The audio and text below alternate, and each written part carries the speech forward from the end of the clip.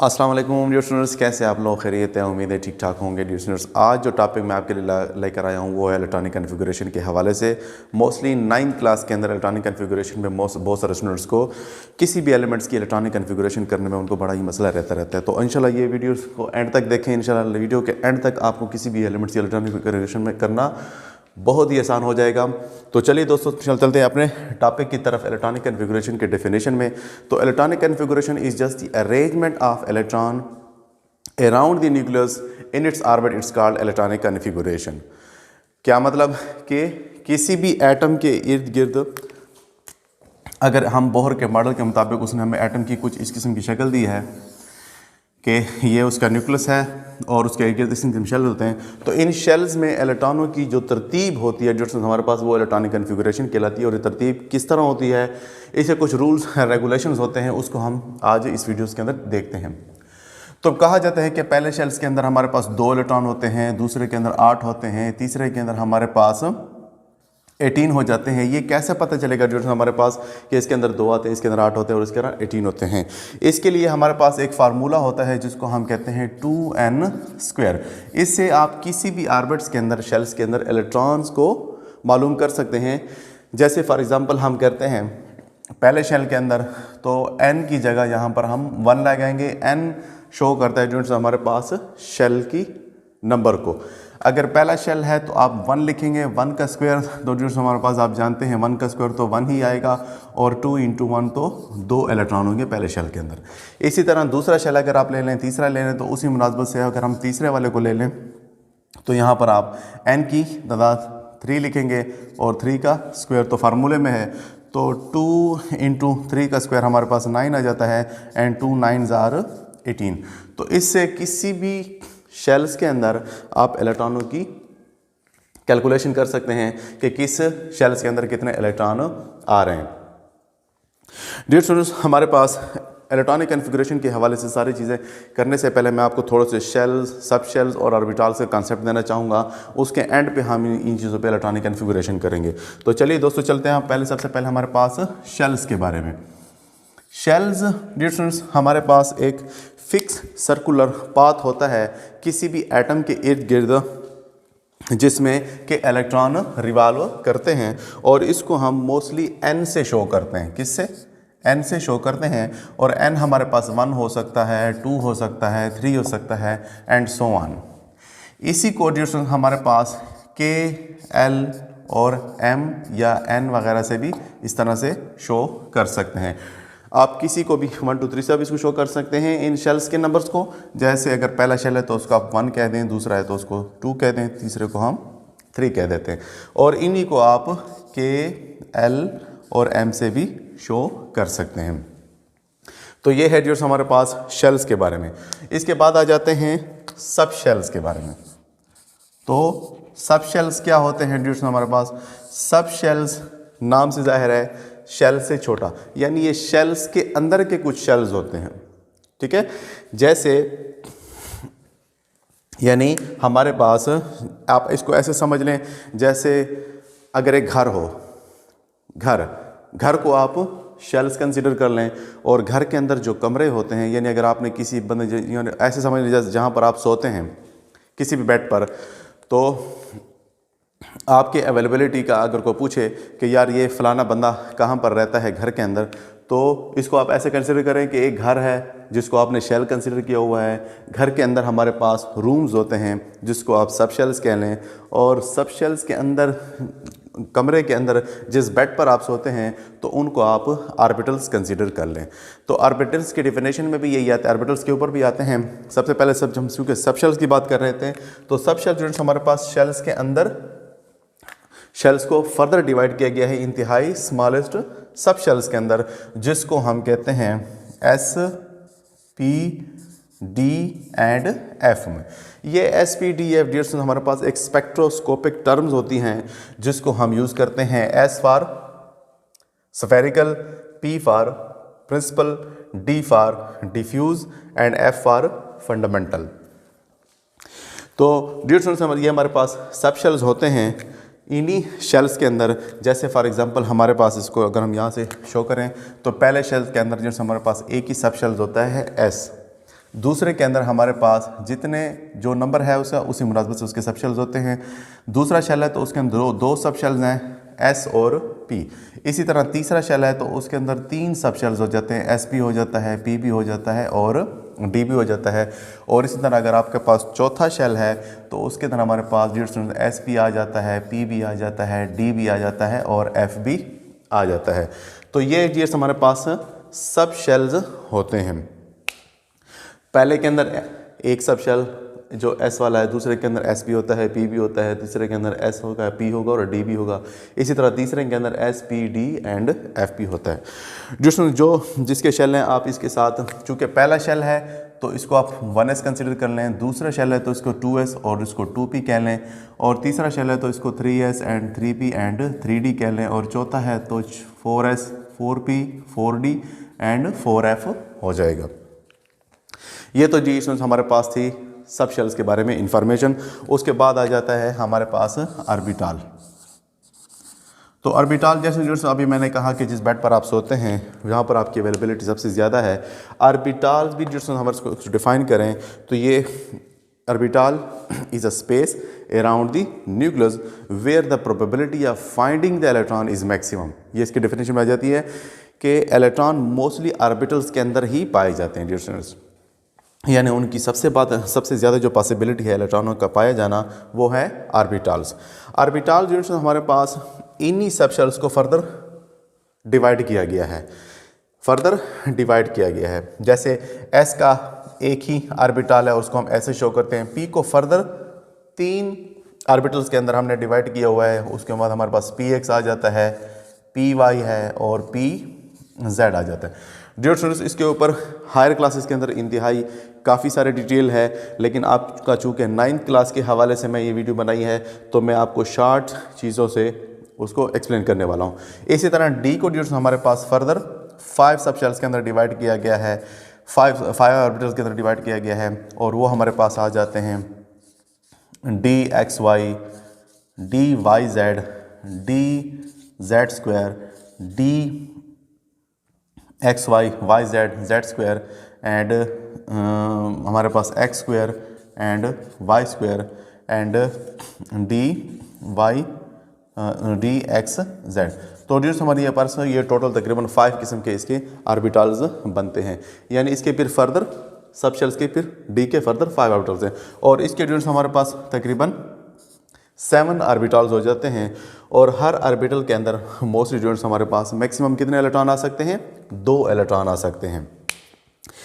क्या मतलब है, मैं आपको थोड़ा सा ये एक्सप्लेन कर दूं कि डियर्स हमारे पास एस के अंदर जो था ना, एस के अंदर मैक्सिमम कितने इलेक्ट्रॉन आ सकते हैं? 2 इलेक्ट्रॉन आते हैं। पी के अंदर मैक्सिमम कितने इलेक्ट्रॉन आ सकते हैं? 6 इलेक्ट्रॉन आते हैं। और डी के अंदर मैक्सिमम कितने इलेक्ट्रॉन आ सकते हैं? 10 इलेक्ट्रॉन आ सकते हैं। और एफ के अंदर डियर्स हमारे पास मोस्टली 14 इलेक्ट्रॉन आ सकते हैं। अब जैसे मैंने आप लोगों को बताया कि एस का जस्ट एक ही ऑर्बिटल होता है तो दोनों इलेक्ट्रॉन ही इसके अंदर पाए जाएंगे। अब पी के चूँकि फर्दर 3 सब ऑर्बिटल्स होते हैं, सब शेल्स के फिर फर्दर 3 ऑर्बिटल्स हैं, तो चूँकि 6 इलेक्ट्रॉन आते हैं पीस के, तो 2 इसके अंदर आ जाएंगे, 2 इसके अंदर आ जाएंगे और 2 इस तरह हो जाएंगे, इस तरह टोटल 6 हो जाएंगे। इसी तरह डी के ड्यूरेशन जैसे मैंने बताया कि उसके फर्दर 5 ऑर्बिटल्स होते हैं, और हर एक के अंदर अगर चूँकि डी में 10 आते हैं तो हर एक के अंदर 2-2 इलेक्ट्रॉन आ जाएंगे। और इस तरह एफ़ के हमारे पास चूँकि 14 इलेक्ट्रॉन आते हैं और उसके 7 ऑर्बिटल्स हैं, तो 7 2s are 14, यानी इसके 7 ऑर्बिटल्स हैं तो हर एक के अंदर 2-2 इलेक्ट्रॉन आ जाएंगे। तो ये है एडिशन हमारे पास सारा का सारा सब शेल्स और ऑर्बिटल्स के बारे में। इलेक्ट्रॉनों को कैसे इन ऑर्बिटल्स के अंदर फुलफ़िल किया जाता है, इसी कैसी अरेंजमेंट होती है हमारे पास, उसकी एक्सप्लेनेशन हमारे पास यहाँ पर आपके बुक में एक लॉ है जिसको हम कहते हैं ऑफ्पा प्रिंसिपल। तो ऑफ्पा प्रिंसिपल के मुताबिक हम इसकी थोड़ी सी इलेक्ट्रॉनिक कॉन्फ़िगरेशन एलिमेंट्स की दिखाते हैं। बस फाइनल पॉइंट है इसका। तो ऑफ्पा प्रिंसिपल डियर स्टूडेंट्स, हमारे पास एक साइंटिस्ट है और उसने हमें इसकी इंफॉर्मेशन दी है। ऑफ्पा प्रिंसिपल हमें ये कहता है कि इलेक्ट्रॉन सबसे पहले उस ऑर्बिटल्स के अंदर जाएगा जिसकी एनर्जी सबसे कम होती है। तो जिसकी एनर्जी सबसे कम है इलेक्ट्रॉन सबसे पहले उसके अंदर फुलफिल होंगे। जैसे कहा जाता है, और आपने ये इंशाल्लाह आप प्रूव भी करेंगे, कि सबसे कम एनर्जी हमारे पास उस शेल के अंदर होती है जो न्यूक्लियस के बिल्कुल करीब होता है। तो इलेक्ट्रॉन सबसे पहले 1s में जाएंगे, उसके बाद जो हमारे पास 2s में जाएंगे, फिर 2p में जाएंगे, फिर 3s, फिर 3p, फिर 3d, इसी तरह 4p एंड 4s, इस तरह ये चलते जाएंगे। तो सबसे पहले energy according to upper principal, electron will be filled first in those orbitals which has lowest energy, जिसकी एनर्जी सबसे कम होगी इलेक्ट्रॉन सबसे पहले उसमें जाएगा। यानी पहले 1s के अंदर जाएगा, उसके बाद जी 2s के अंदर जाएगा, उसके बाद 2p में, और उसके बाद 3s में, और 3s के बाद फिर 3p में, एंड सो ऑन। तो इसको थोड़ा सा आसानी से समझने के लिए मैं आपके लिए एक थोड़ा सा एक रूल्स बना रहे, एक थोड़ा सा आपको एक डायग्राम बना कर देता हूँ, जिसको आसानी से आप फॉलो करके किसी भी एलिमेंट्स की इलेक्ट्रॉनिक कॉन्फ़िगरेशन आप आसानी से कर पाएंगे। तो चलिए दोस्तों, वो कैसे हैं हमारे पास, हम इसको ऐसे शो कर लेते हैं आपके आसानी के लिए। पहले शेल में जो हमारे पास एक सब एस शेल होता है, दूसरे शेल में हमारे पास एस पी होता है एंड पी बी होता है, तीसरे शेल में हमारे पास एस पी है, पी भी है और डी भी होता है। इसी तरह चौथे शेल में हमारे पास एस है, पी है, डी भी है और एफ होता है। और पांचवें सब शेल अगर आप ले लें तो S B and D F, और इसी तरह आप 6 को अभी ले लें एंड ये 6 पी डी एंड एफ। तो आसानी के लिए आप इसको, चूँकि पहला शेल है तो हमारे पास ये 1s हो जाएगा, दूसरा शेल है तो इसको हम 2s कह लें, इसको हम 2p कह लेंगे इस तरह, और तीसरा शेल है तो इसको 3s एंड 3p और ये 3d। ये 4s हो जाएगा जिसमें हमारे पास ये 4p हो जाएगा, ये 4d और ये 4f। इसी तरह ये 5s, ये 5p, ये 5d और ये 5f, और इसी तरह इसके साथ भी सबके साथ 6 लगा लेंगे जो 6 शेल है। अब इलेक्ट्रॉन सबसे पहले किस में जाएगा, जो हम इसको एरोस ड्रा करते हैं, और इस एरोस को आप फॉलो करके किसी भी एलिमेंट की इलेक्ट्रॉनिक कॉन्फ़िगरेशन आसानी से कर पाएंगे। तो सबसे पहले इलेक्ट्रॉन इसके अंदर जाएगा, उसके बाद इलेक्ट्रॉन जो हमारे पास इसके अंदर आ जाएगा। अगर आप इसको यहाँ से साथ साथ में ड्रा करना शुरू कर दें कि इलेक्ट्रॉन चूँकि सबसे पहले 1s है, तो आप यहाँ पर लिख दीजिए सबसे पहले 1s, और 2 में एक्स में कितने ऐसा आते हैं मैक्सिमम इलेक्ट्रॉन, तो 2। इसको यहाँ पे थोड़ा सा, तो ये सबसे पहले इलेक्ट्रॉन 1s2 में जाएगा, उसके बाद इलेक्ट्रॉन 2s2 में जाएगा अकॉर्डिंग टू दीज अरेंजमेंट। उसके बाद जो हमारे पास 2s के बाद फिर 2p एंड 3s में इलेक्ट्रॉन जाएंगे। Now third 3p and 4s में इलेक्ट्रॉन जाएंगे। उसके बाद 3d 4p एंड 5s में इलेक्ट्रॉन जाएंगे।